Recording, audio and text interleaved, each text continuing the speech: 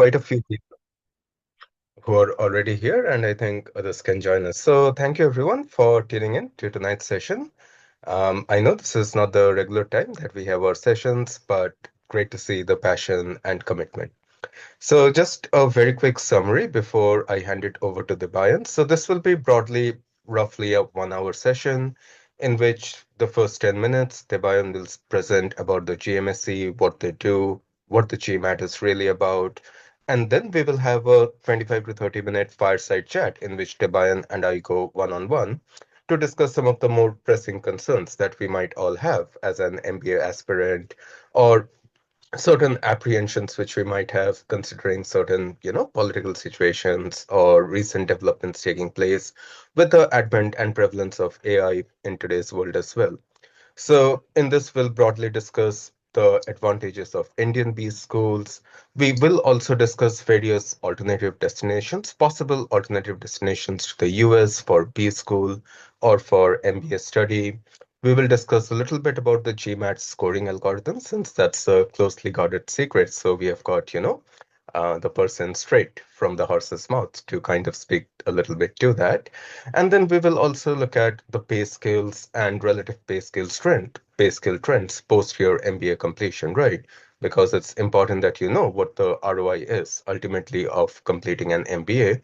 And that ROI figure also helps keep us motivated, right? Sometimes we might feel that we are stagnant, our progress is going nowhere.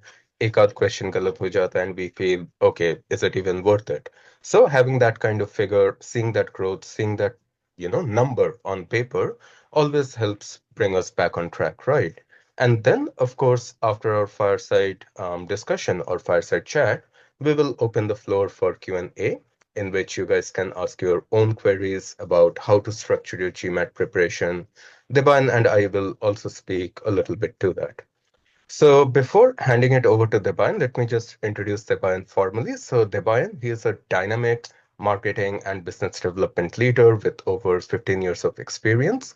He has worked in a variety of companies such as Zomato, Foodpanda, InfoEdge, India Private Limited, and he is currently working at the GMSC, right? So he's worked in a plethora of education, technology, and allied sectors. Now, Debayan's official designation at the GMAC is that he's the Associate Director for Asia Pacific and Middle East markets. But what does that really translate into? Well, he's basically, he is in charge of the marketing, brand, and communication strategy at the GMAC. And he also helps business schools and candidates connect with each other, help each other find the right fit, because we all know we want to go to a business school, right? But which business school is really the best fit for us? Sometimes that process of discovery is also important, and that's part of what the band does as well. Plus, he also helps, and he has helped a numerous number of students reach their GMAT dreams and convert those GMAT aspirations into reality. So with this, I'll hand it over to Debayan and I'll make you the co-host as well so that you can present. I'll make you the host. Cool. So over to you, Debayan. So we'll look forward to hearing from you. Thank you so much for that introduction, Param. It really means a lot being here. First of all, thank you everyone for being here. I know it's kind of late in the evening. So, as Param has anyways, laid out the entire flow of the event, the lay of the land, we'll try our best to ensure that we keep it as engaging as possible. Hopefully, we'll be able to touch on really relevant aspects throughout the course of this conversation, things that you guys may be dealing with, thinking about, planning to act on, or maybe even considering across the next couple of years of your life. And hopefully, because I understand this entire MBA journey or its MIM journey, it really doesn't matter. But really, it's a journey that's going to be with most of you guys for probably the next 35 to 40 years of your working or your professional career. So it's very important that we understand the direction that we are going to take from here on. So let's have that conversation accordingly. To start off, I would really want to put up a small deck just to set some context, but I will try my best to ensure that the deck is not too boring. And then we move on to our fire chat conversation, something that I'm really excited about with Param right after. So let me share my screen. Just give me a moment. Sure. And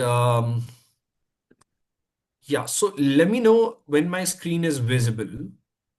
Yes, it is visible now. It is perfect. Absolutely. And Everyone, is the screen visible from Debaion end? The slide yes, that yes, says inside the GMAC exam. yes, perfect. Just allow me a moment. Great. Yeah. So, just again to set context, my name is Debaion Roy. I am in charge of the entire marketing and brand when it comes to the South Asia, Middle East, Africa, East Asia, basically the Asia Pacific, Middle East, and Africa regions. And yeah, across the next few slides, I just want to lay a little bit of context about what GMAC is. So, before we start off with that, I would want to touch upon a couple of things that I'm sure are from um, maybe something that everybody here is really thinking about, and within today's day and age, a lot of you guys do question, right? I'm sure that you guys have entered into the GMAT journey, but a lot of you guys still question whether this is the right journey for you, not just from a perspective of GMAT, but whether the entire MBA journey, considering the current scenario with the changing technologies, advent of various new concepts, is MBA really the way to go or not? And I really want to start off with this particular slide to help you understand as to why MBA in the age of AI is probably even more relevant than it was much before as well, right? First and foremost, and understand this, right? A formalized education gives you structure, right? So, irrespective of everything, right? When you enter your MBA journey, when you will be entering into your management education journey, it will help you structure the way your learning needs to happen. That's number one. Number two, it will also help your mind structure yourself towards solution. Um, as an MBA, our primary role, or as a management aspirant, our primary role is to solve problems, right? I mean, we are not going to be the end all be all of everything, right? But when we Mhm. are looking to solve problems, your MBA or your education purely helps you structure it out. That's number one. Number two, although I firmly believe is really a skill of the present. It's not a skill of the future. It's a skill of present.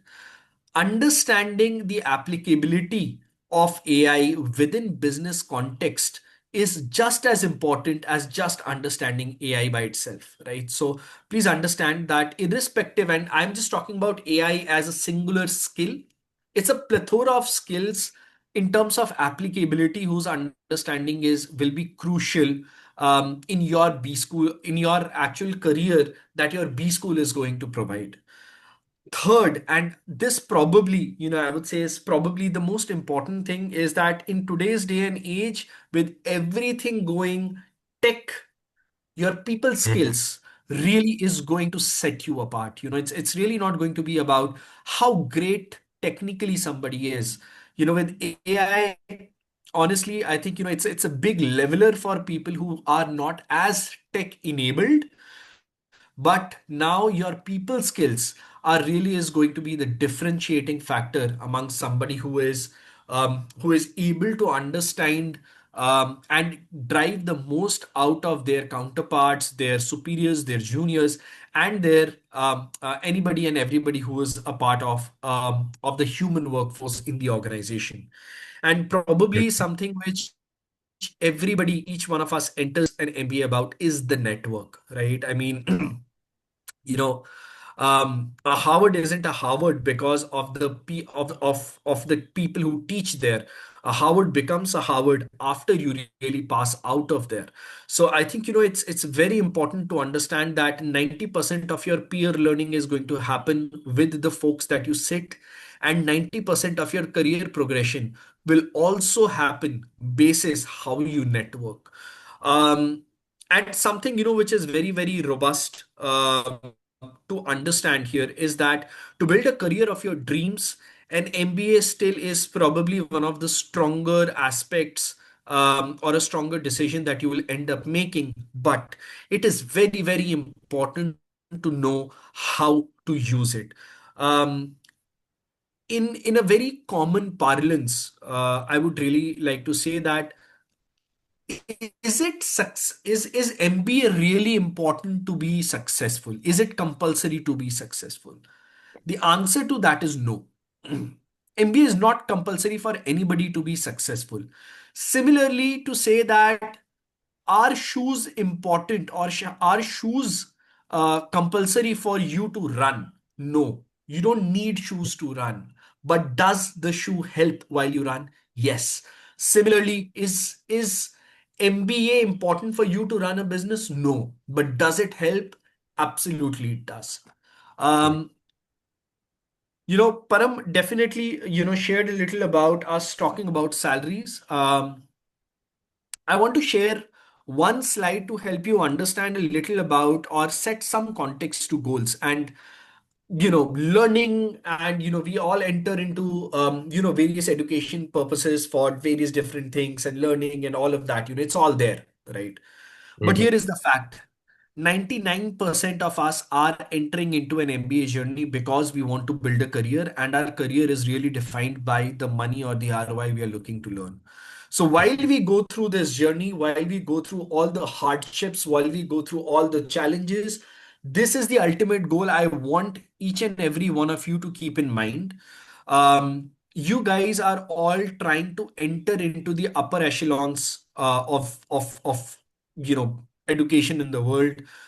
Don't forget that this is the kind of return that your effort will put out for you. And I'm just putting out some of the American institutions out there, right? I'm not, you can very well extrapolate this to Indian institutions. You can extrapolate these to European institutions, and you will see that the final outcome post your MBA continues to be just as robust, right? So just keep that in mind while we continue with further conversations.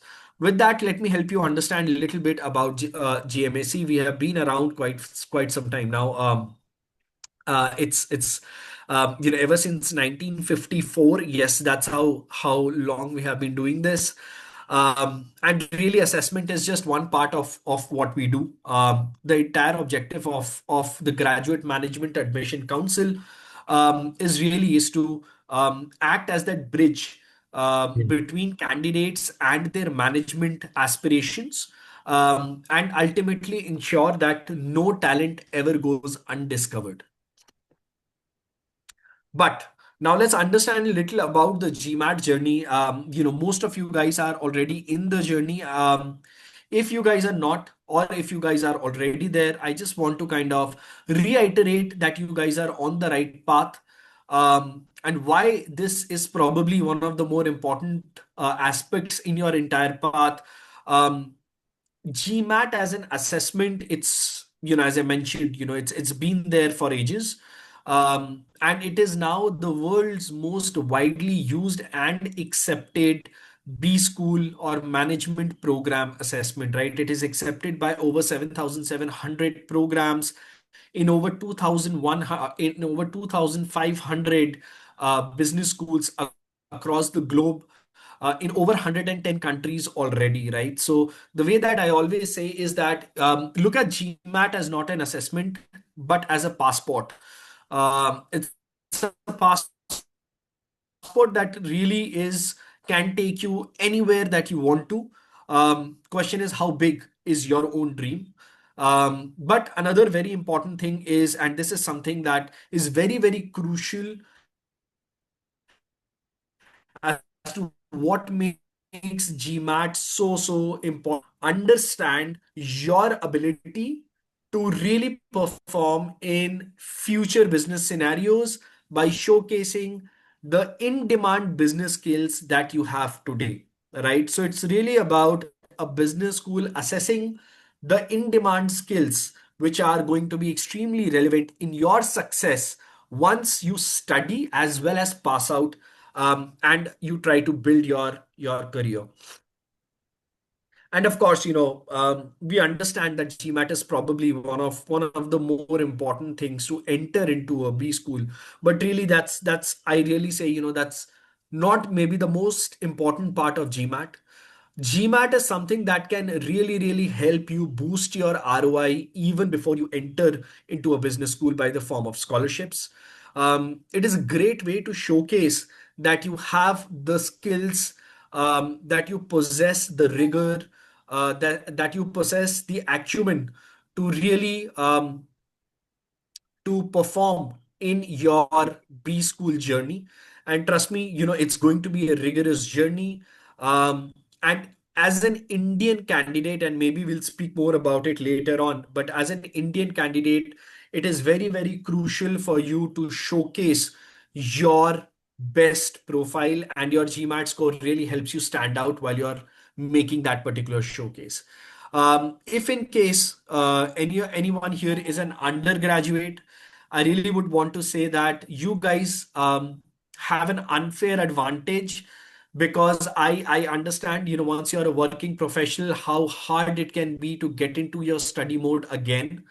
Mm. Um, while you are an undergrad, I would highly, highly recommend your GMAT score is valid for 5 years. Take your GMAT, bank your score, then focus on building your profile, and you'll be able to make the most out of your GMAT journey.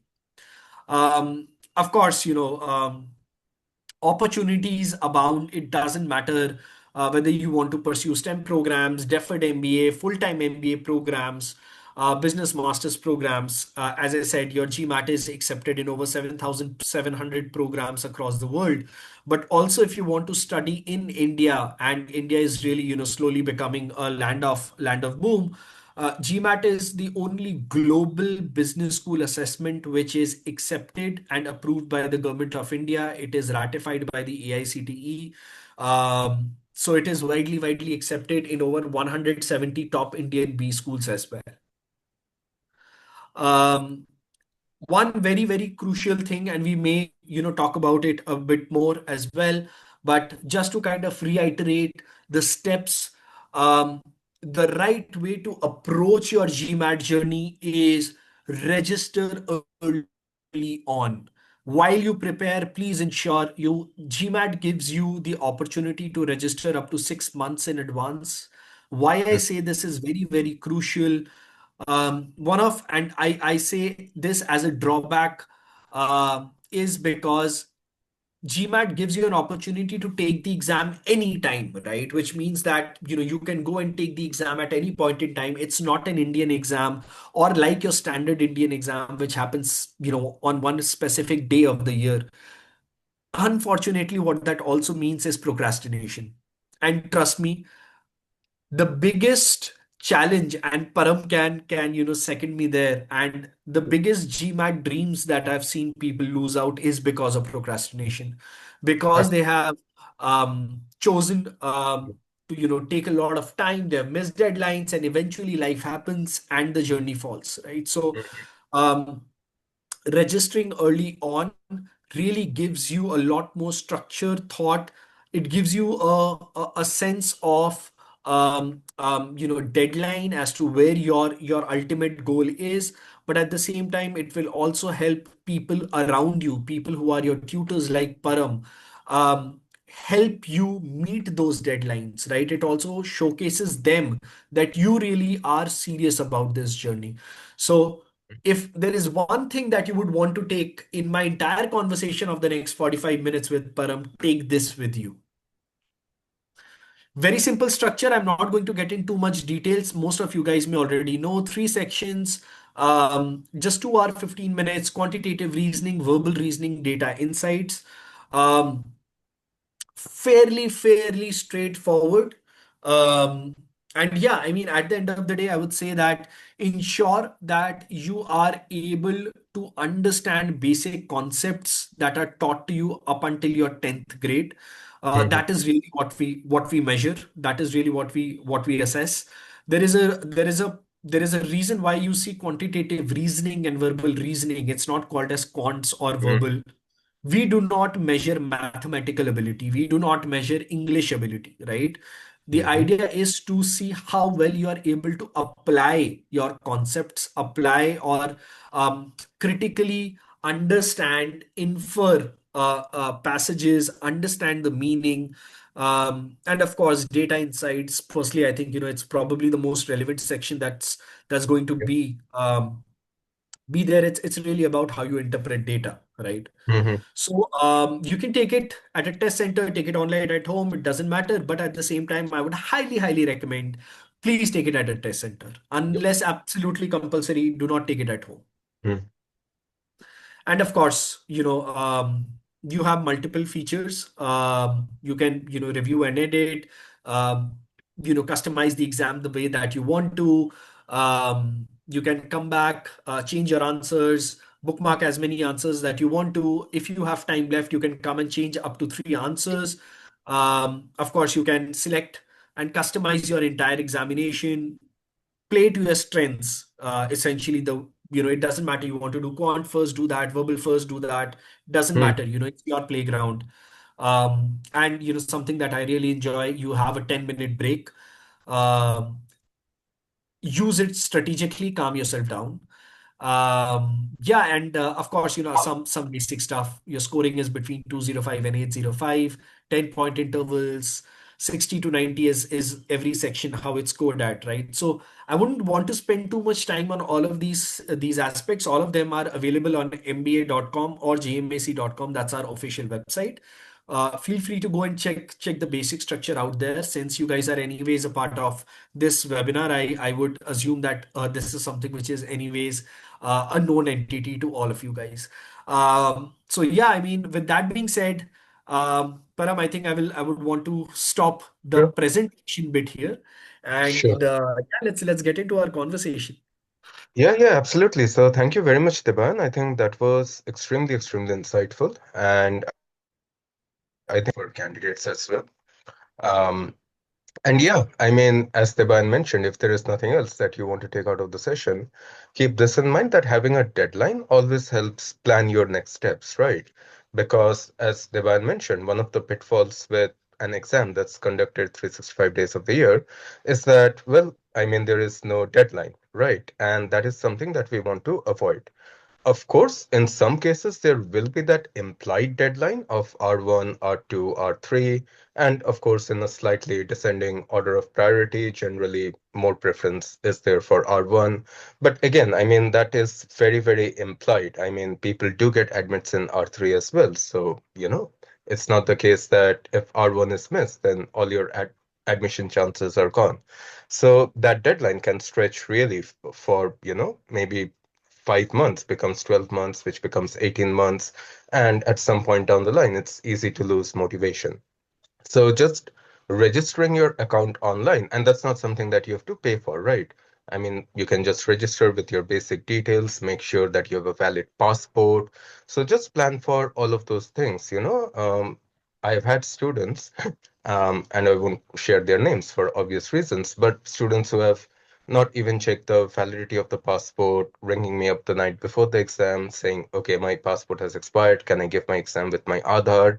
And yeah, I mean, so just make sure that, passport names match, date of birth matches with that on the passport, because those things have to be sacrosanct. Everything else is flexible.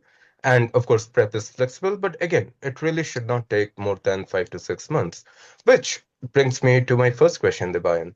So, since you have been working at the GMSC, right? I mean, you have had the experience of talking to a lot of candidates, including candidates who have received presumably high scores, so let's say 705 plus, 715 plus, and also candidates who have received maybe slightly lower test scores. So, what would you reckon would be an ideal time frame to practice or prepare for the GMAT? Because if there is no deadline, then where is the deadline? I think that's a fantastic question, Param. First and foremost, and I would say in this particular context is that um, setting a deadline is very, very important. Primarily because it helps you structure yourself out, right? As I Mm-hmm. said, especially in the journey of GMAT, life happens. So it's not just Mm-hmm. about a deadline in the form of R1, R2, R3, but also Mm-hmm. in the form of understanding, what your strengths, what your weaknesses are, working on it. See, an average GMAT prep can take you anywhere between 3 to 4 odd months. Mm-hmm. And I'm talking about pure average, basis the amount of time somebody ends up spending. It can be slightly less, slightly more, but Sure. that's where the rough averages end up lying. But again, as I said, unless we put that deadline, this can substantially end up stretching, right? Especially if Mm-hmm. you're a working professional, right? So that's number one. Number two, it's also from a perspective that, and this is something that I would also recommend for candidates who have anyways taken the GMAT once, right? Mm-hmm. What we also end up seeing is that once you have taken the GMAT, your average reattempt can happen around, officially you can take it 16 days post, but I would recommend taking it about a month and a half from where you have taken your first attempt. We Mm-hmm. generally tend to see a 20 to 30 point increase in your reattempt. So after Mm-hmm. your first attempt, when you take your reattempt, it's generally a 20 to 30 point increase. Yep. Primarily, that increases because you have gotten over the anxiety of your Mm-hmm. entire GMAT journey once, and your that entire challenge of going to a center and having the nerves calm down and that anxiety going off. So we have generally seen a 20 to 30 point increase. But here is really the top tip in this particular case. In the current edition of GMAT, which is Focus Edition, which was known as, and now it's just GMAT, Mm-hmm. the erstwhile ESR is now a part of your scorecard. Mm-hmm. The Yep. real bump can come in, or the real increase can come into your score if you spend time understanding your scorecard, right? It is very, very important that if I am a candidate, either I study my scorecard to understand my strengths or weakness, or I take that scorecard to the person who has been guiding me throughout the journey, so that Mm-hmm. my strengths and weaknesses are better understood. And while I take my reattempt, my strategy can actually be more data driven than it Mm-hmm. is just a field driven. So Mm-hmm. yeah, I would say on an average, anywhere between 3 to 4 months is an average prep time. Mm-hmm. Um, and about a month and a half is if you're reattempting it. So that should be your average time. Absolutely. And I think that's a very good point. And that has been my observation as well, that between retakes, roughly 1.5 months is a good enough amount of time to invest. And primarily, the delta really comes from, practicing a few more advanced concepts, questions of the subject area or the subject matter that you got incorrect. And although the official retake time or turnaround time is 16 days, 16 days is a bit too short to, sort of learn or absorb anything new. Not to mention that 5 or 6 out of those 16 days will be spent getting over the depression, the demotivation, of not getting the score that you had aimed for, because that is a very realistic feeling, right? So I remember when I first wrote the GMAT roughly 10 years back, my first attempt was a 710, and I was pretty upset because I was aiming for a 770 back then. And then it took me at least 2 weeks easy to get over just that initial, depressing or the demotivation before I could bring myself to study again and prepare again for the GMAT. So you should always account for that time, which is why starting early is often the best idea. So again, I mean, I've had students come to me with a month to go for their R2 deadline or a month to go for their R1 or R3 deadline, saying, I want to write the GMAT. And again, I mean, that's just not the way that you ideally want to prepare. Sure, it might work in 1 out of 100 cases, but probably in the other 99% of the cases, it wouldn't really work because that is just too short a time frame to learn anything new. And also, I think one of the more common misconceptions that I've often encountered is that students, let's say their target score is 675 and they obtain a score of 625 or 635. They feel that everything is okay and it's just the application part that went awry on the test day. And therefore, there was a dip of 30 or 40 points. But again, there can be a huge amount of difference between a 625 and a 675. 625, if you look at it in terms of percentile, is roughly 82nd, 83rd percentile. 675, on the other hand, is a 93rd, 94th percentile. So again, you're looking at a delta of 10 percentile points. So be conservative. Again, this is something we are probably going to do once in our lifetime. Usually we don't do two MBAs. Very rarely do we do two MBAs. So be conservative, account for the buffer time, and also account for a possible retake attempt. I mean, if you don't have to retake, all the better. No point in submitting your application early, introspecting what you really want to do, how that business school will provide you with those opportunities, fit in with your goals. That's also part of what Debaion does at GMSC. So that additional time can be invested in that process. But don't run it too close to the deadline. I mean, if the deadline is September, you don't want to start your prep in the month of August thinking, it can be done in 4 weeks. So don't believe everything that you see on GMAT Club, how XYZ cracked the exam in 4 weeks, or how Miss or Mr. ABC scored a 765 in 3 weeks. What they don't mention in those clickbaity sort of headlines is the amount of time that they had invested prior to, let's say, signing up for a particular course or, starting their or restarting their preparation. Plus, we all start at different levels. So, their foundations can be at different levels. So, all of those things are important. Would you like to add anything to that, No, Divine? I think that makes a lot of sense, Param. I think one key aspect that all candidates need to keep in mind is also a Mm, little bit of logistics, right? So mm, mm, why it's very important to pre kind of ensure that you have enough time is apart from all of this, you're still looking to get a slot, right? mm, mhm, One of the key thing that ends up happening with a lot of candidates is if you're pushing yourself too close to the deadline, mhm. understand you're not the only person who's trying to take the test, right? Correct.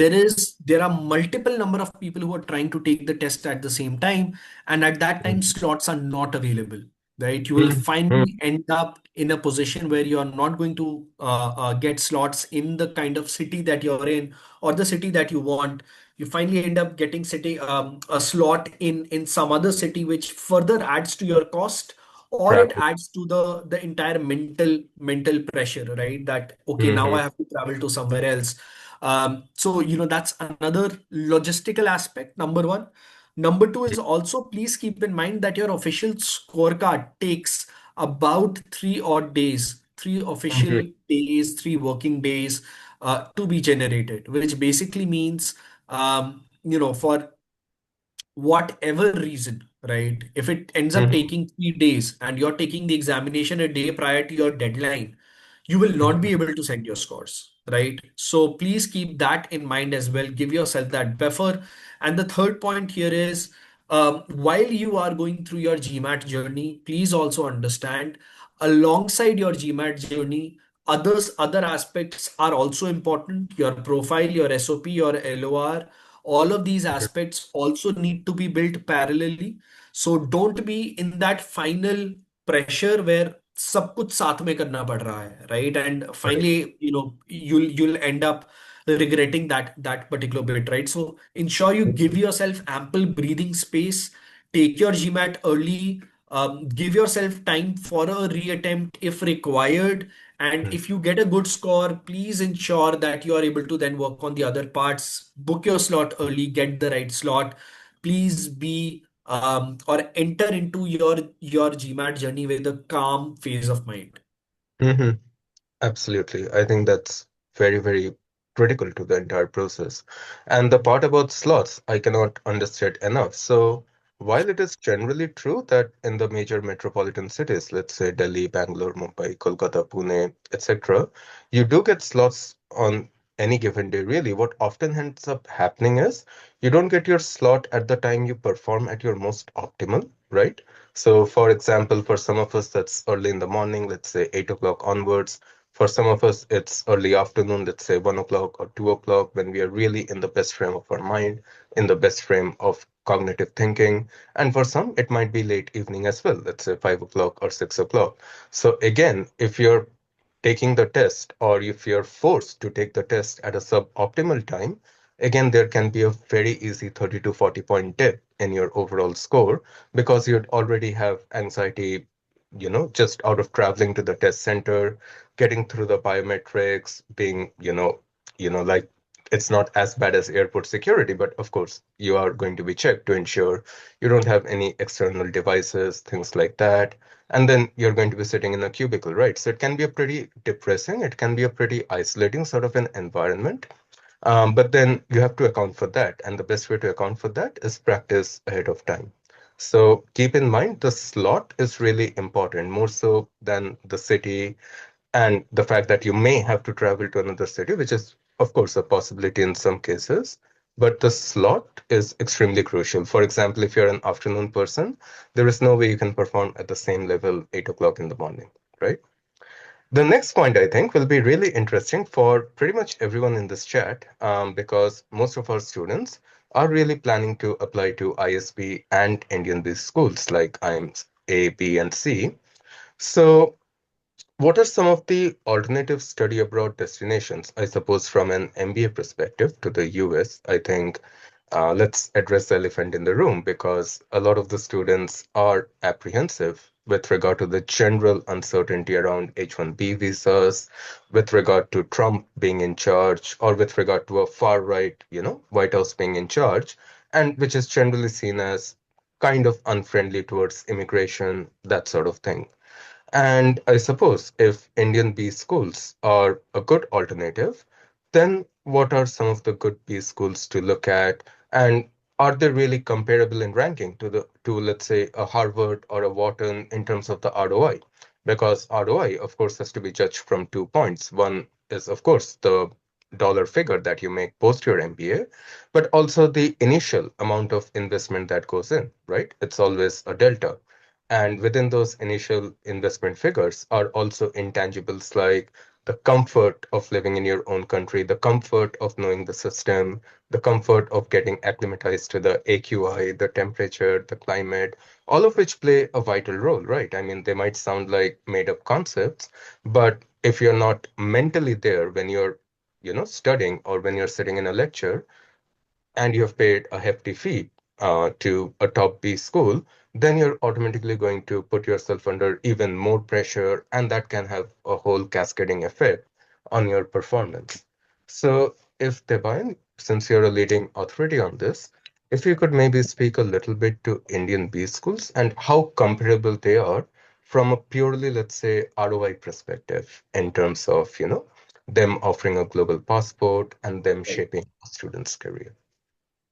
So, Param, it's a very interesting question. It's also I say it's a multi-dimensional question. Mm-hmm. It's very important to also understand because there are so many layers to this particular question that as a candidate, this probably is it's one of the most confusing times for them, you know.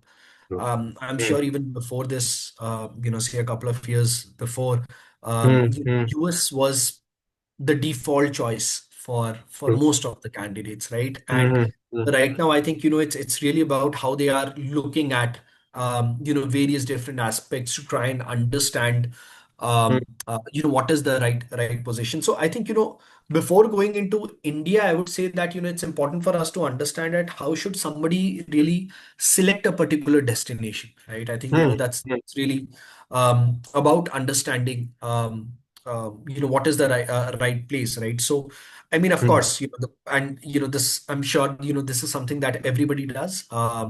We start generally off with the program, right? Really the kind of program that we are looking at. Look at the program that you are aspiring for, and then the B school which is offering that particular program, right? Mm-hmm. And third, and probably something that we end up understanding late, But again, very, very crucial to understand is where do you want to build your career in? mm, mhm, When these three things come together, this is where you will find the destination that you can spend probably the next 10 years of your life at mhm, least, right? And mhm, why I say 10 years is because for most Indian candidates, right? mhm, And I love to say this. Um, Study abroad destination, a choice is not a choice of education, it's a choice of life, right? mm, Most of them are going to live with this dream, right? They are not just looking to study, they are looking to go and build a life mhm, outside. So a heavy chunk of them are most probably not going to return, right? So mhm, it's very important that these three things should come together, right? mm. Understand, pick a destination where you are going to work in, right? Yeah. um, I don't want to show you, really glorified dreams, but the fact is Mhm, that at least in the first few years of your career, the place where you are going to study most probably is going to the place that you are going to work in as well, right? So please keep mm, that in mind, right? With that, let's also talk about India as a study destination. mhm. I think it's great right now, considering Yeah. the way that the Indian market is growing, Mm, the mhm, opportunities that India possesses. I think it's a great place to study. mm, If you're an undergrad, ISB, of course, I think it's a fantastic place. They also have their newly launched YL program, right? Yes, Earlier, I for do. which you required experience. You don't require any experience in their Mhm, while program. Now, mm, uh, your GMAT score is accepted by, every single tier 1 B school which is out there, whether it's the IMT Ghaziabad's or the IMIs or the fours, mhm, the XIMs, so on and so forth. If you are a working professional, then you can go to the IIM's executive programs. All of these sure. programs are ranked. These are ranked programs under Mhm, Financial Times, right? Which basically puts them really, really at a good positioning globally, right? mm, The ROI is great, right? When you all things considered, but also understand that this is not going to be a direct international job, right? mhm, In most of the cases, your initial assignment will be in India, and then of course as you pass out, as you continue to do well in that organization, of course, by virtue of where you have passed out, opportunities open mhm. up abroad as well, right? So that's important. True. So yeah, I mean, studying in India is great at this point in time, but at the same time I would also say, look at alternate opportunities like Europe, right? I mean, Mm, Europe mhm, for a very long time, was looked at as a second tier option versus US. mm, mhm, What a lot of candidates don't realize is the number of tier 1 colleges which are there in Europe, right? So if you want to go to, say, the London School of Business, right? You mhm. want to go to SGA Yes, Bocconi, yeah, you want to go to yeah. NCR, you want to go to Copenhagen. There are just so many opportunities Mhm, there. Um, key, I would say, benefit of going to Europe is that your ROI is very strong. The cost is very less versus US, right? When I say less, mm, it is less versus US. Scholarships are great. mhm, mhm. One thing that people don't understand, most good European B schools offer 1 year MBAs, right? Versus the Yeah. traditional 2 year MBAs of US. Mhm, Uh, but with that, a couple of caveats that people will have to also understand. First and foremost, the European business schools alongside will also require a certain amount of cultural acclimatization. You want to go to study in ESMT Berlin, you will have to learn, although true. the medium of the program might be English, but Still. to do better, Coming. you will have to learn the local language, right? You want to Mhm, go and study in Bocconi, you'll have mm, to learn the local language, right? That's something that you will have to understand. Second, mhm, it is also very important to understand where does your interest lie. You want to work into the world of manufacturing, go into Germany. You want to, mm, uh, you know, finance, sorry, luxury and fashion is something that you aspire to go to Milan, right? I mean, there are just Mhm. so many opportunities there, right? I also talk a little about Southeast Asia as well, right? Yeah. Whereas Singapore, Mm. uh, fantastic place to study. Hong Kong, Yeah. fantastic place to study. A lot of Mm. Middle East is opening up as a market, right? Dubai, And again, so what I think launched its campus in Dubai. absolutely, right? So I am Ahmedabad now also has their campus there. NYU has its campus there. So the opportunities are there, right? So as a candidate, I would say that, we should get out of just that US mindset. Mm. Um, because now the world is your playground, right? The amount of opportunities that you have across, go out and explore. One of the key things, please pick up the Financial Times ranking, and you will Mm. see the number of non-US Yeah. institutions which are there. Mhm. It'll really open up your minds to opportunities. Mm-hmm. Absolutely. So I think um, a good point that Debaion mentioned is Southeast Asia is often overlooked, right?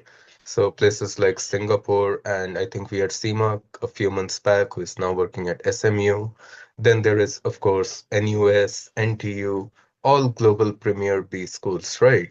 And even the Middle East, right? I mean, Dubai is, of course, the next big thing for everything. And I'm sure education will be a very big part of it. And some Indian B schools are already adapting to that. Now, of course, traditions exist for a reason, ki they always have a certain value. But over time, you'd expect, the IIM Ahmedabad program from Dubai to be probably at the same level of prestige as the IIM Ahmedabad program from Ahmedabad, right? So currently, Absolutely. maybe the traditional program does give you a bit more prestige, a bit more recognition, at least in India. But over time, these things tend to normalize, right? So I think now let's maybe shift the conversation a bit more to the slightly more technical aspects of the GMAT as an exam, right? So one of the things, of course, that we know about the GMAT as an exam is that it is both sectional adaptive and it is question adaptive as well, right? And you can, of course, write the test in any of the six orders, starting off with quant, verbal DI, DI, verbal quant, so on and so forth. So what does the scoring algorithm exactly look like, right? Because as of now, and I think we had this conversation when we discussed it as well, there is a lot of, misinformation around the idea that we still need to score a 700. And because, the number 700 only appears in 705 and onwards, students often tend to have this conception that, we need to score at the 98th or the 99th percentile to even be eligible to for let's say a competitive B school score, right? So how do we navigate this, I suppose, and how do we go about making students aware of what a good or what a competitive score is from the perspective of the GMAT? And I suppose to the second part of the question would be what accuracy percentage, because this is often something I encounter from a lot of my students, कि sir कितना correct करना है to get, a 685, 695, that sort of score, right?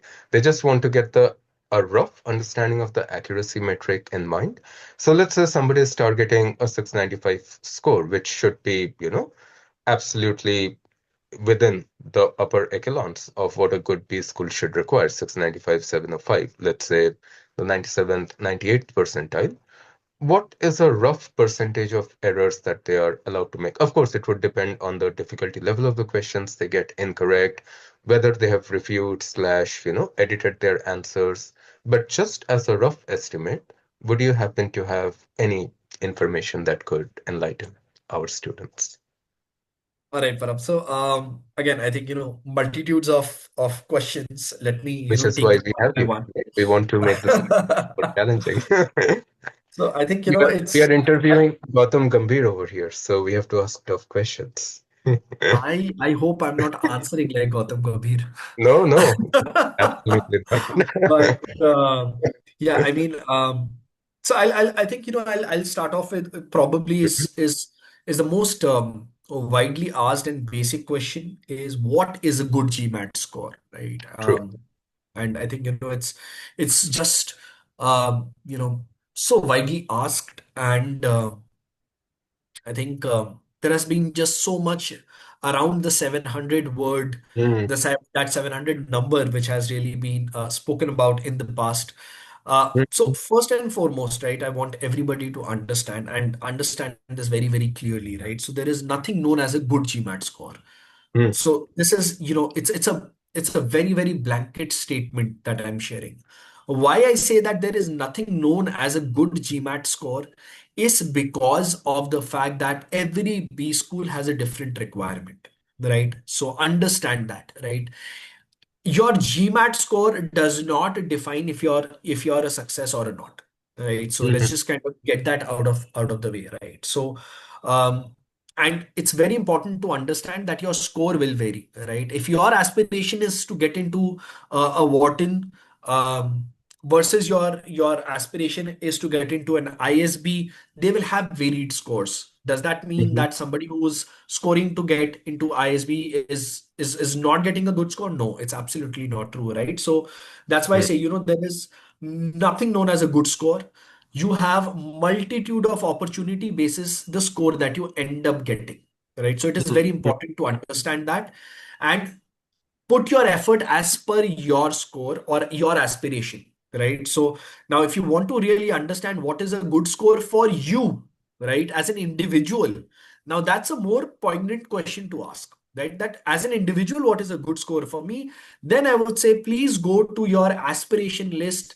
Please go to the B school that you're targeting. Look at what their medians have been for GMAT.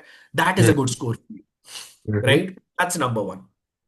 Number two, it's also important to understand why I say that there is nothing known as a standard good score is also because that GMAT is one part of your profile, right? Which basically means that you could see if you want to enter into ISB, your score may really vary from somebody else's score as well. Somebody with 635 mm, may be admitted, somebody with 675 may not be admitted, and vice versa as well, mm, because it is dependent on some other factors as well, right? mhm, But does that mean that you don't need a decent enough score? No, you still require to be around, or you still need to hover around that median score as your target, right? So keep that in mind, right? Now, another also important thing to understand is, traditionally we have spoken about the 700, 700, 700 score, right? mhm, Please understand that the score scales have changed, which basically means that the old 700 is the new 645, mm, right? So mhm, if you are comparing yourself with the old 700 and you're saying that, hey, I've scored 645, the other guy had, somebody who took the GMAT 5 years back scored mm, 700, I've scored poorly. No, absolutely not. Why? Because your percentiles are same, right? correct. So please understand, the B school is going to look at percentiles and not your absolute score. So it's very important for you to understand that bit, right? That your percentile is what is important. 645 is the new 700, right? So if Mm, you're mhm, scoring 645, if you have scored 645, it is a very good score. correct. It is not a bad score at all. Mhm, Can it be better? Of course, right? I mean, yeah, again, as I said, your score is very individual basis your aspiration. So your good or your decent score or not a great score purely depends on your own personal aspiration.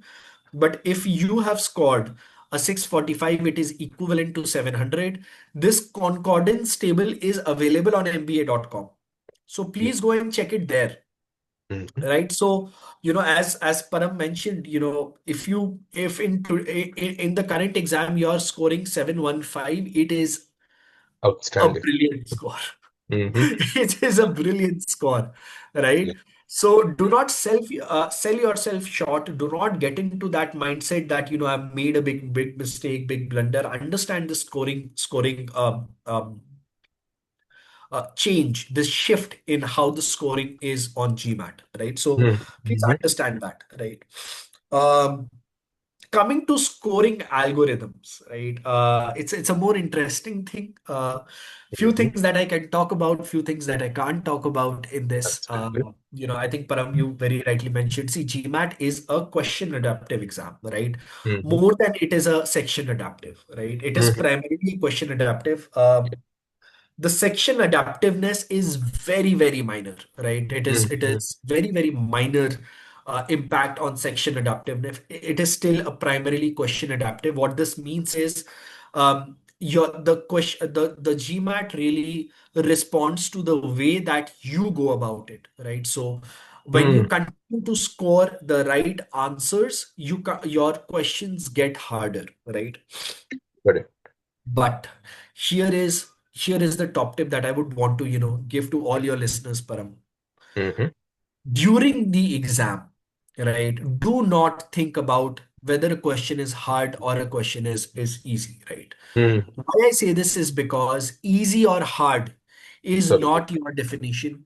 Easy true. or hard is also dependent on your grasp Mhm. of the knowledge of the concept, right? Mhm. A concept that I know, a hard question of that concept will feel easy to me. Whereas a concept I don't know, an Even easy an question of that will feel hard to me, Mhm. right? So while Mhm. I'll give one example, Param. It's a very interesting example. I met Mhm. this one candidate during one of the events that I was at, and the person Mhm. shared this very disheartened experience that while Mhm. taking the examination, right, while he Mhm. was going through the examination, he suddenly started feeling that why are the questions getting easy? Right? Mhm. Why am I easily able to solve those questions? And Mhm. he started feeling that, okay, I have made a lot of mistakes in the Mhm. previous, and Mhm. he in the middle mentally gave up, right? Mhm. Mhm. Probably one of the biggest mistakes, while we were discussing a few of the questions, personally, he actually was answering correctly. The only Mhm. reason is because he was so good at those particular concepts. He felt Mhm. that he's getting easy questions. It made it, it really, really made a lot of negative impact in his overall. So I would say while you are approaching the exam, please approach it as an exam. Do not get into that mindset while you're giving the exam that, hey, this is hard or this is easy, right? At an exam, don't get into that mindset. But as I said, as an examination, it is built to adapt to you. It Mhm. your The entire examination is question adaptive. Now, when it comes to accuracy, another important thing, I can't get into the accuracy algorithm, Param, Mhm. but Sure. this is that one thing I can definitely share with all your listeners. Mhm. At the end of the day, please understand what is your ultimate objective to give the GMAT exam. Is your ultimate objective to get an 805 or to get an admit into the B school that you want to go to, Mhm. Mhm. right? The objective is not to get 805. Understand, right? Correct. The Mhm. objective is to get the best possible score for your business school, which Mhm. means you do not need to get every single answer correct. Mhm. Mhm. That's the fact, right? Of course, please do understand, when there are sectional cutoffs, um, you have leeways, right? True. Um, Lot of leeway. Maybe you don't have as much leeway on the quant section, but you definitely Mhm. have much more leeway on data insight section, right? So True. understand those aspects, right? I can't get Mhm. into, how many questions you can do right or wrong, but Absolutely. please don't be under pressure to answer every single question correctly, right? Mhm. There is a Mhm. reason you have the ability to bookmark, move ahead, Yep. right? One of the, and this is a very engineer centric problem, right? Mhm. Mhm. People tend to fight questions, That is true. That is right? absolutely. Do not fight questions. If you do not know the answer, or if you feel that you have spent an X amount, maybe 1.5 minutes or 2 minutes on a question, just bookmark it, take your best guess and move on. Top tip, please do not leave any question unanswered on the GMAT. Mhm. Mhm. Do not leave any. There is a massive penalty if you Absolutely. leave a question unanswered. right? Mm-hmm. So take an educated guess. Whatever is your best guess, take the guess, bookmark the question, move on. If there is time left in your section, you can come back and answer, Yeah. right? But do not end up making the mistake of, spending 10 minutes on one question and Yeah. suddenly realizing, hey, my entire pending examination has gone for a toss. Absolutely. And I think that's a very, very important idea, Debaion. And we will open the floor to questions very soon, just maybe 2 more minutes to add on to that. So we will have a session sometime very soon with Ashutosh, who is a 715 scorer. He got that score a couple of weeks ago. And we will also discuss this exact idea that it's not really necessary to get every single question correct in order to get a 715, nor is it really, if you ask me, practically feasible. Even those who score a 770, including me, will tell you that there were 1 or 2 questions on which we took an educated guess and they turned out to be correct, right? And of course, the idea is that if you're scoring a 695 or 705, that score is going to be sufficient for most B schools. Also, while Deban didn't reveal anything, he did reveal something that you do not have a lot of leeway for quant. Quant algorithm is pretty stringent simply because there is no more data sufficiency in quant, right? And problem solving is, by all, standards, relatively easy. But on the DI section, you do get a lot of leeway. I mean, even 3 or 4 errors can still fetch you the 97th or 98th percentile. And this, again, we will discuss when we have the session with Ashutosh. And one final point that I will mention is that whatever the median score of your target B school is, always aim for 20 points higher than that, right?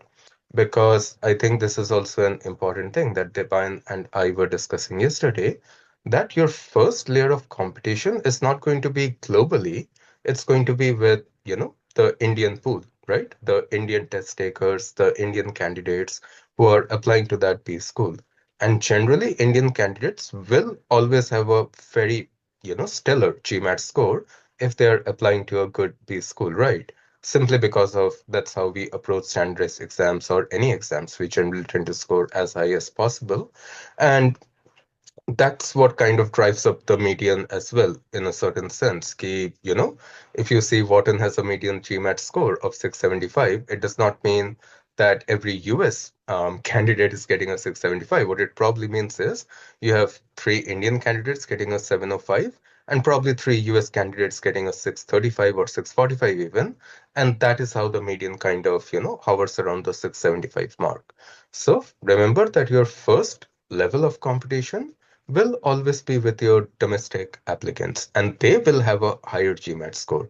Asian candidates generally tend to be, well, I wouldn't like to use the word brighter, but they generally tend to get better scores on standardized exams. Would you agree with that, Debayan?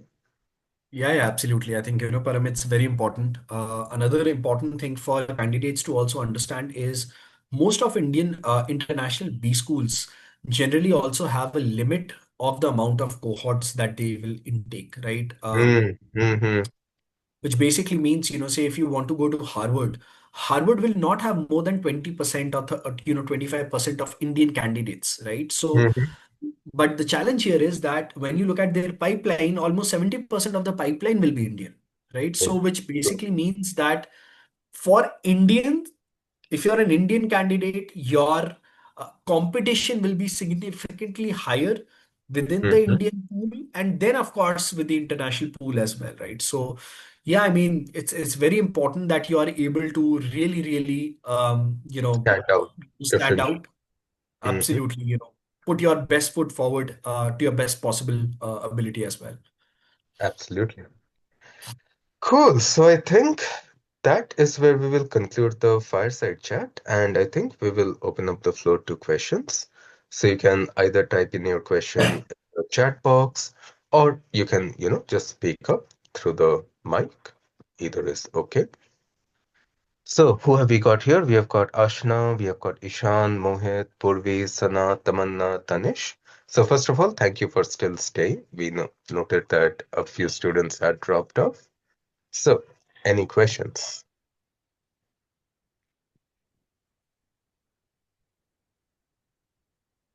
Yes, I Ishan. think Um, Hi. hi, hello, sir. Hi. Hi. Actually, my question is pretty personal to the profile which I bring to the table, which is I have 10 years of work experience, and I recently am also my co-founder of a little firm here in based out of Bombay. When you actually go into the statistics of the colleges and you actively see, people are usually coming there with experience of 4 years, 5 years, on an average median 6 years of work experience.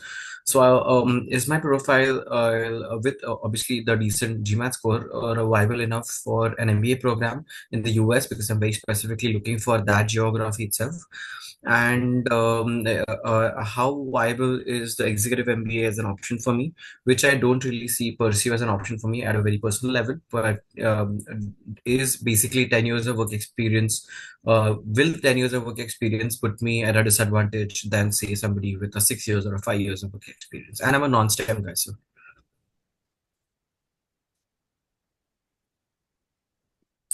Who was this question directed to, Ishan? User, yeah, user. All right. Yeah, So yeah. here is what I would say, right? Very rightly so. Your profile does not put you, or your work ex does not put you at a disadvantage, right? So 10 years of work ex is a rather good phase when it comes to the work ex bit. The reason why I say this is because when you look at the cohort, right, and the cohort's average age is about, or the average work ex will, say be about 7 or 8 years odd. It's an average, right? Which basically means that you would have people who are significantly higher as well and people who are significantly lower as well, right? So it's an average, right? So understand that bit. That's number one.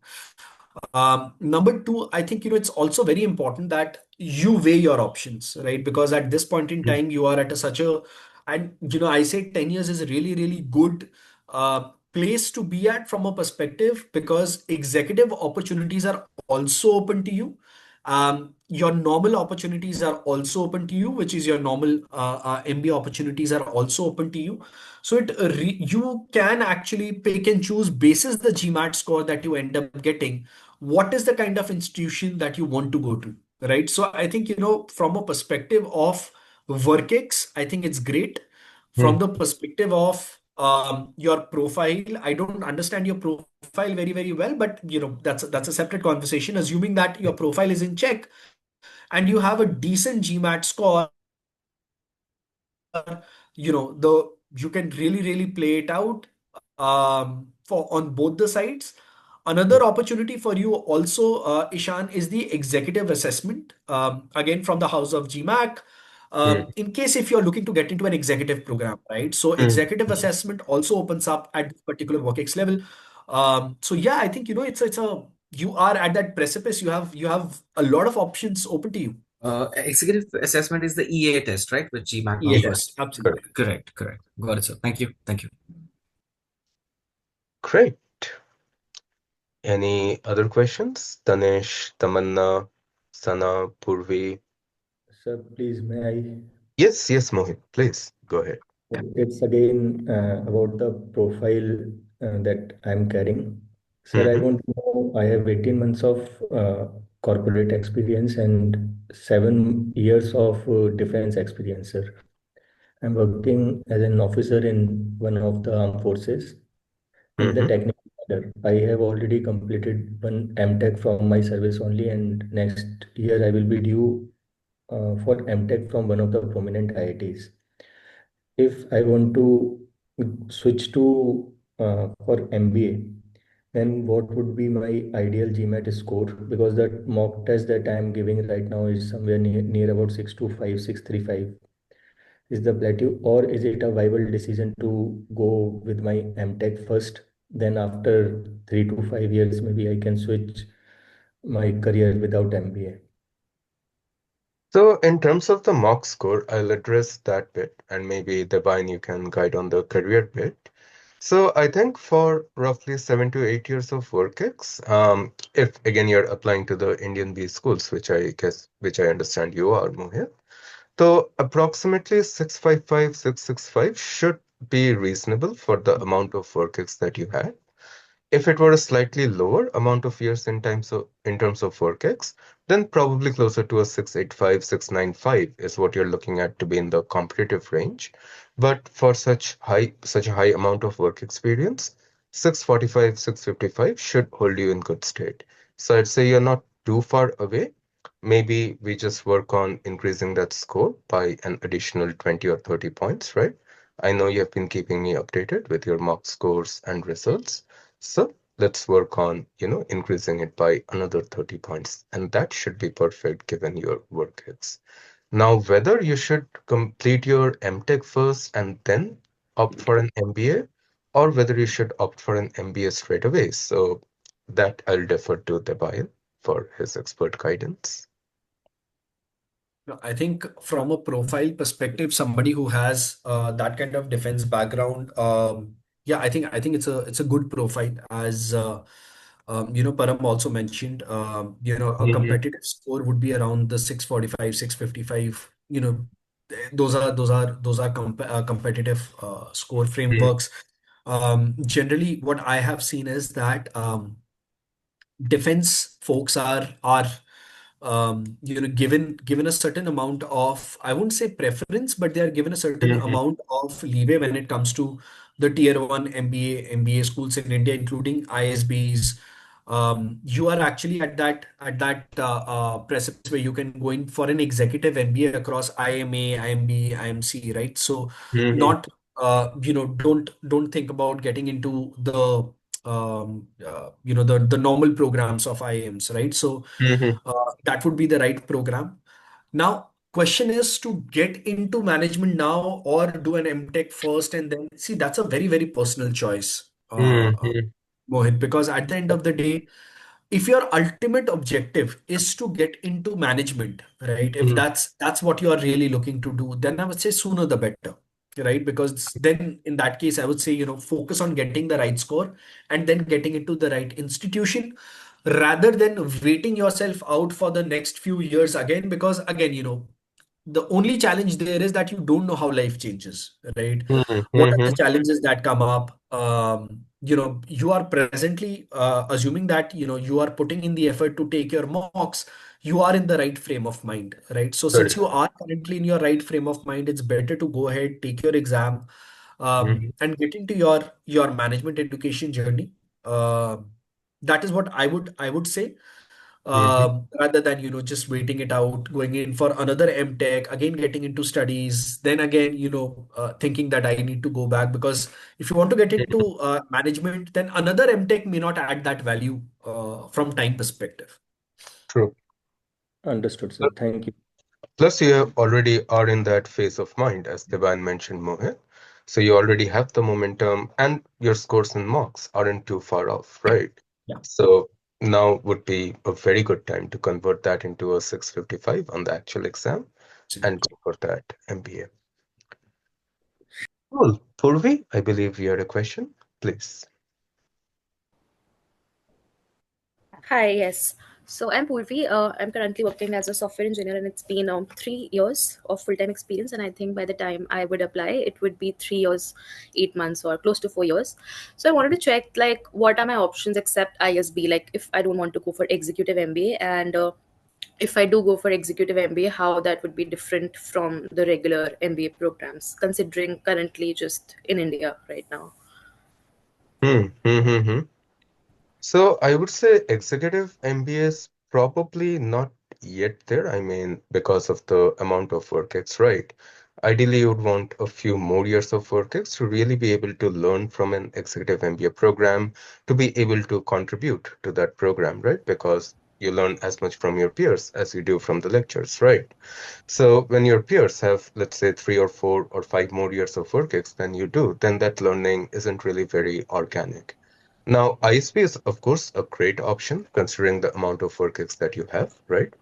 3 to 5 years is very, very good for ISP. Other options in India could be things like SPGen, for example, is a pretty good option. Then you could also have a few other options like XLRI. And any other options specifically to India that comes to your mind, Debaion, apart from, let's say, ISB? Multiple other options. At that particular, roughly at 4 years odd experience. SP Jain is what you touched upon very rightly. Mm-hmm. IMT Ghaziabad, it's a really, really good option at that particular experience level. Mm-hmm. Then you have IMI, again a very, very good Mm-hmm. option. It is also ranked amongst the top 100 in Financial Times.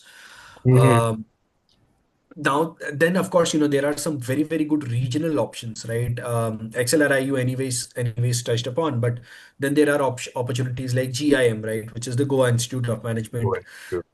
Then there is NMIMS, again a very, very good options at about 4 years odd work X. So yeah, I Mm-hmm. think from an opportunity standpoints, there are multiple opportunities. IAFT has a very, very good business analytics program if that's what you're interested in. Mm-hmm. That might be a good opportunity for you to also explore. So yeah, I think the opportunities are not less, right? So I think there are plethora of opportunities. But are you only looking to study in India, Purvi? Is that Mm, uh, Yeah, so my next part of the question would have been this only, like, except from ISB, like we've talked maybe auxiliary and like the top colleges, if I per se, then it would be ISB, auxiliary, and maybe IMT.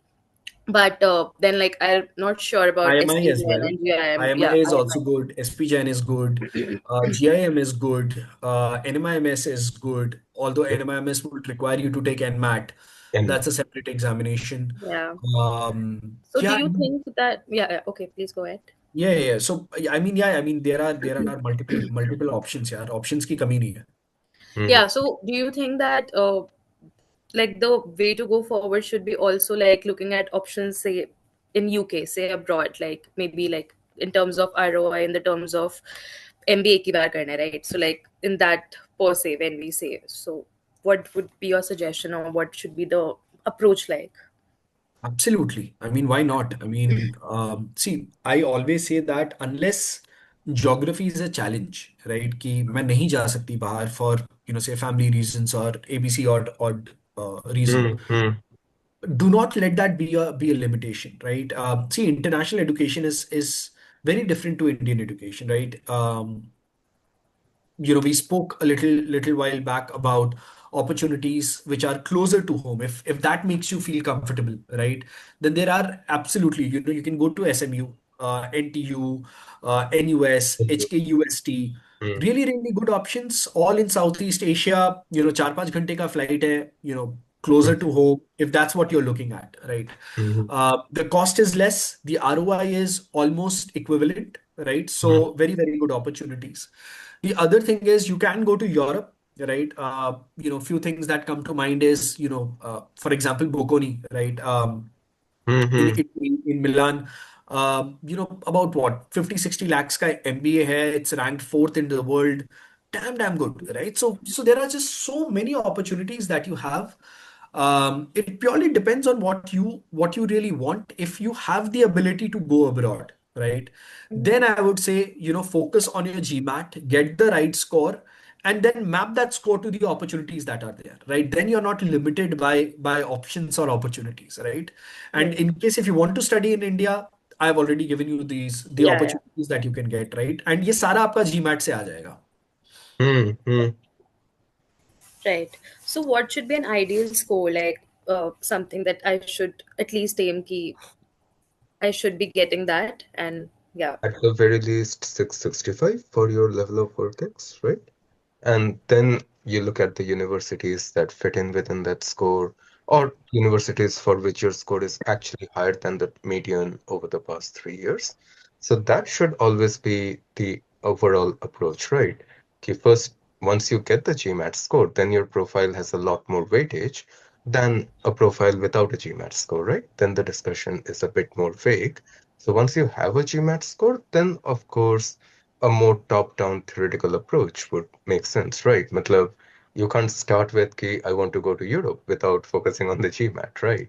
So once you get the GMAT, then of course probably is where you should be thinking about this topic. Right.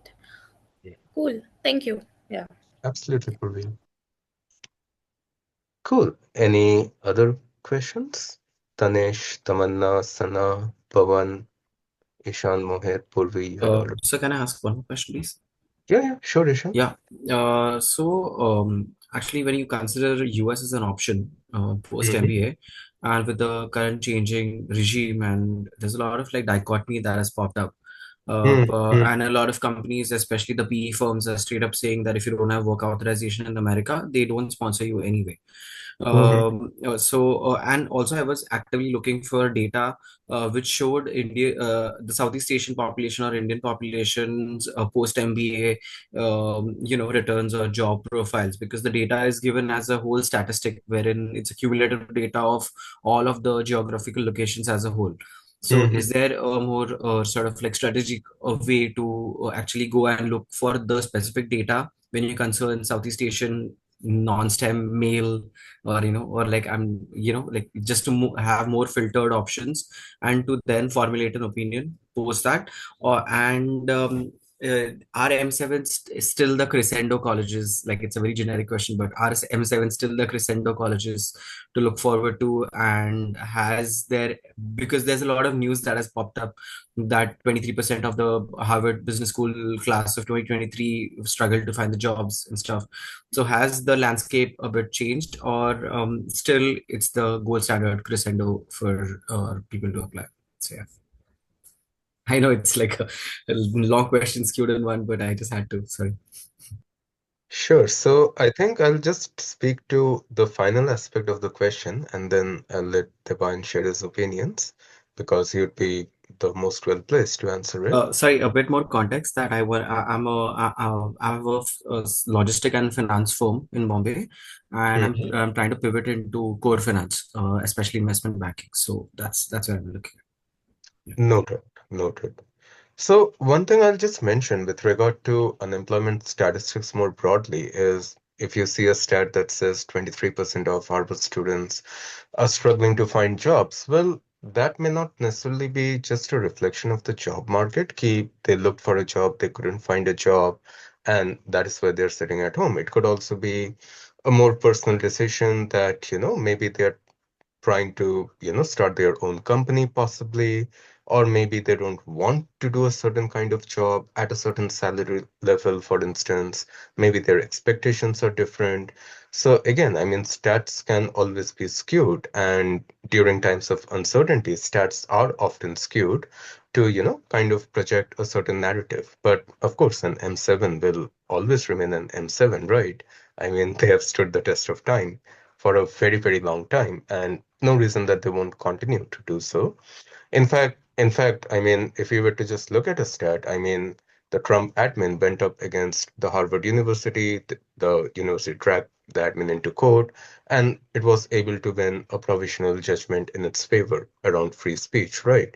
So that should speak a little bit to the kind of power that the universities still possess, despite whoever is in charge, right? So, Devan, if you'd like to maybe share your thoughts on that. So I think, Ishan, what the question that you have asked is most probably there in most of the folks' mind, right? Hmm. Um, and you're very right. Work authorization is definitely which is something that if you want to get direct employment, it is required, right? But here is where the catch is. Right now, in probably I don't know in how many years, it's probably the best time to enter US as a student, right? Because Hmm. you enter with an F1, right? You get your Mhm. 3 years of OPT, and there you can easily get sponsorship from there on, versus getting H1B at this point in time and saying the key मेरे को sponsor करो और Yeah, मैं paying जाके the यहाँ $100,000, and then absolutely yeah, right. Yes. correct, correct. So it's much more easier right now to go and get an F1 and then be able to work for 3 years. And once you're working for 3 years there, or a couple of years, you're acclimatized to that particular culture. The organization knows you. See, the organization then does not have to pay that $100,000 once your F1 wants to get converted into your Correct, H1B. correct. You're in a Hmm. much more safer position, right? So Fair. anybody who wants to go to US, right? And I know so many other folks as well. This is the step that people are looking to take. right? So this is the much more, I would say, safer bet. Education is now the safer bet to build a career in US, right? So understand that bit. That's number one. Number two, now let's talk about Harvard, right? And I will not sugarcoat this, Ishan, right? Yeah. Understand this very, very well, right? Getting into a B school is just half of the step, right? True. If you are not, if you are in the bottom 20%, if you are in the bottom 25%, irrespective of wherever you pass out of, you'll always face a challenge, right? So please keep this in mind that just because you're going into a B school, whether it's in India or abroad, nothing is given, Guaranteed. right? Just because you're there, मैं जाके बैठ जाऊंगा, आप IIT में भी जाओगे यहाँ पे, and you see that IIT में भी लोगों का 1 करोड़ का भी पैकेज लगता है, और IIT से भी लोगों का 6 लाख रुपए का भी पैकेज लगता है, 5 लाख का भी लगता है, right? Correct. Correct. So getting into a B school is just half of the job done, right? From there on, you have to put in the effort, right? Otherwise, at the end of the day, your opportunities तो उतनी है ना. Somebody who comes to Harvard, he will go and pick somebody who is better than you, Fair. right? So you have to ensure that getting into B school is good,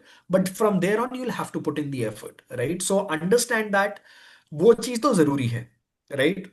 Correct.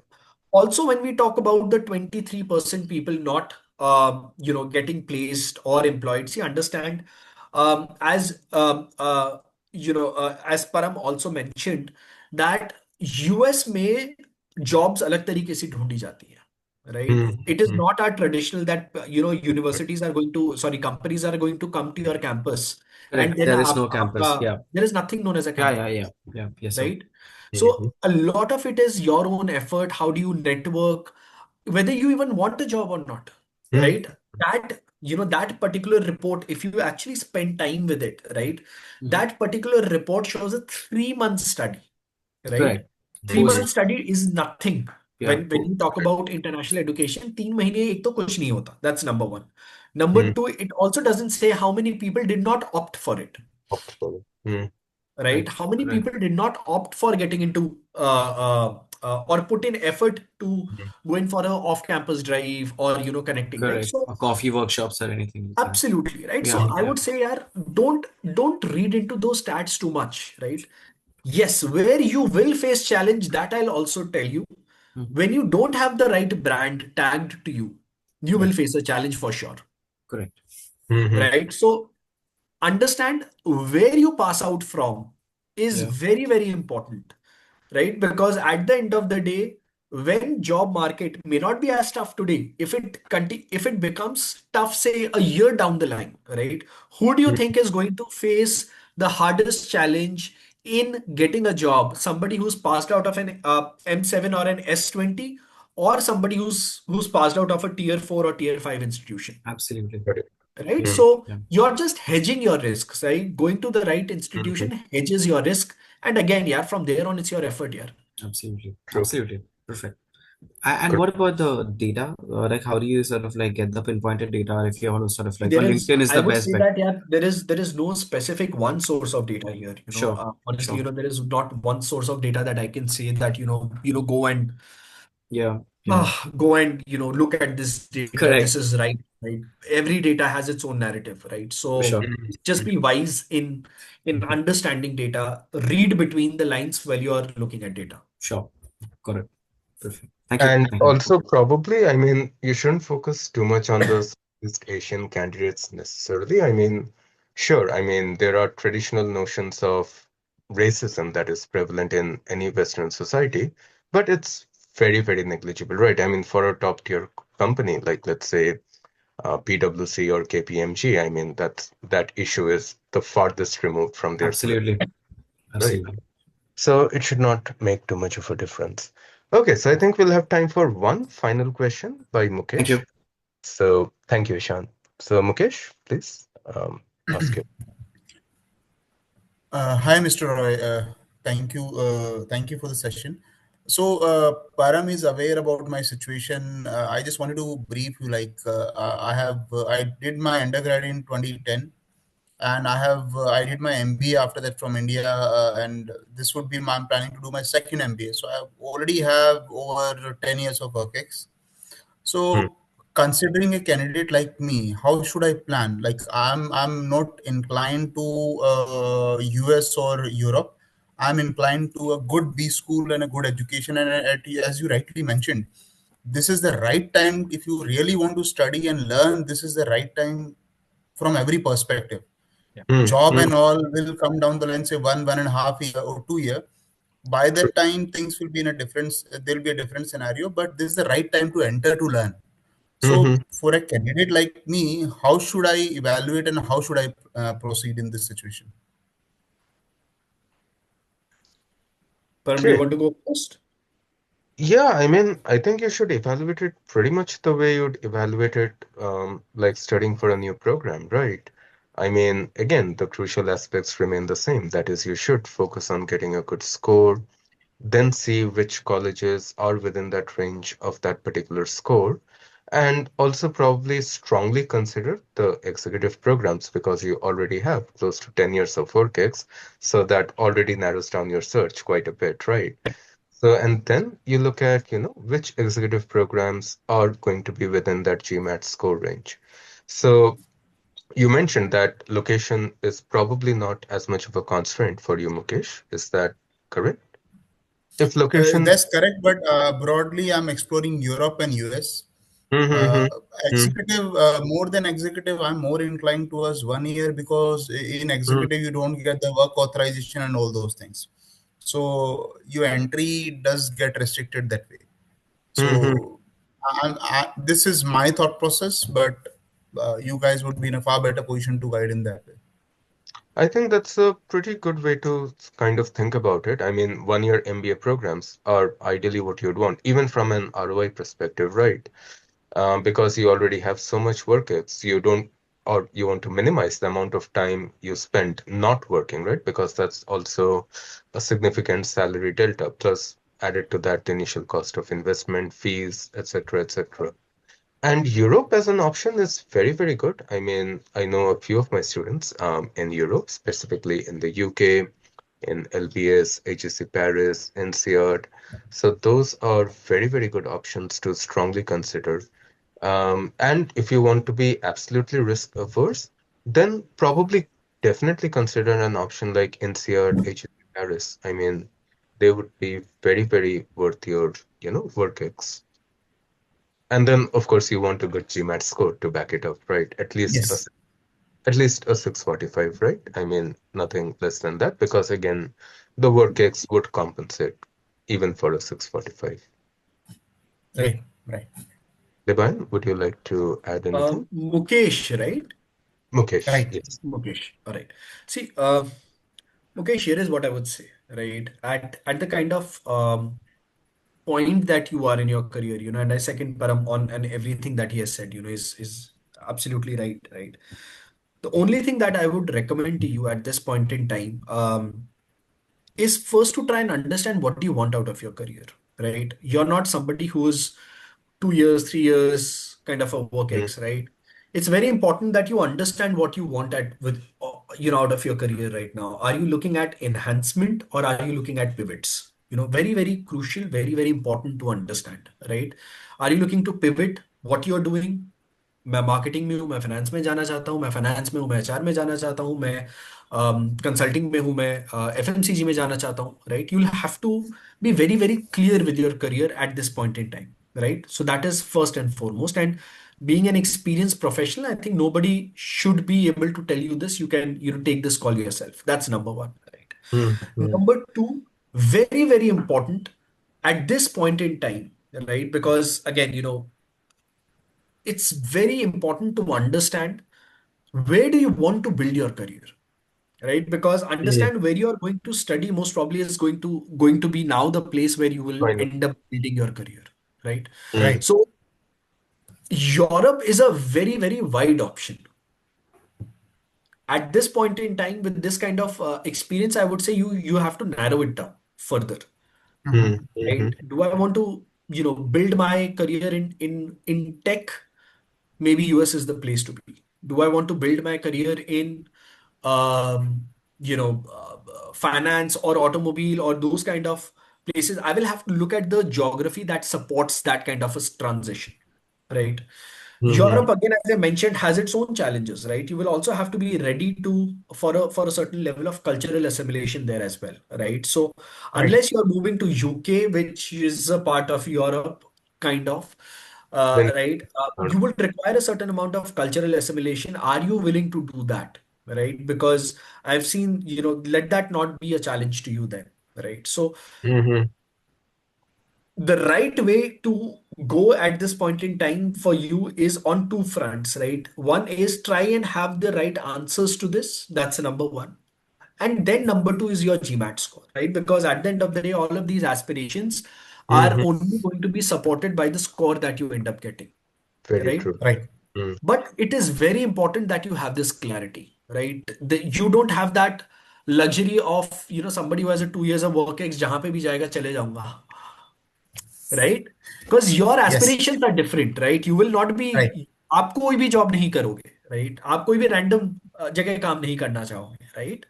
So it's important for you to understand how do you want to direct your career at this point in time. कहाँ पढ़ना है मेरे को, कहाँ पे career बनाना है. Um, at this point in time, you may also want to think from a life perspective, right? Where would I want to, settle down? Is this something that I'm going to do? How do I Mm. want to pivot? Consulting में काम करना है मेरे को. Then you have to pick those opportunities accordingly. And again, Right. at this GMAT भी open है आपके लिए, executive assessment भी open है आपके लिए. You have that opportunity, right? So you have a lot of stuff to shift through, but again, focus on your score. Your score will define where you can go, but that geography has to be predefined in your own mind कि मुझे यहाँ करना है, यहाँ Mm-hmm. पे career बनाना है. And then सी के Right. उस लोकेशन में कौन कौन से इंस्टीट्यूट आपके स्कोर पे फिट बैठते हैं. Right. Understood. Understood. Thanks. Thanks. Brilliant. Thank you, Mukesh. I hope that answers your questions. So I think that's where we will end the session for tonight. I know Debaion already has been kind enough to, allocate an extra half an hour to us. So I hope that all of you found the session useful and informative and that you got your questions answered. And Debaion, thank you so much for granting us so much, almost 40 minutes worth of additional time. And I hope that the questions were interesting to you as well and that you too found the session interactive and, engaging. Thank you so much, Param, for having me. And, thank you to each and everyone who has still been around with us Yeah, across yeah, close to the last 1.5, 2 hours, right? So thank you for absolutely. having me. Yeah, it was lovely. Thank you. Thank you so much, Debaion. You take care and have a good night. Thank you, everyone. Take care. Stay Thank you. safe. Thank you. Thank you.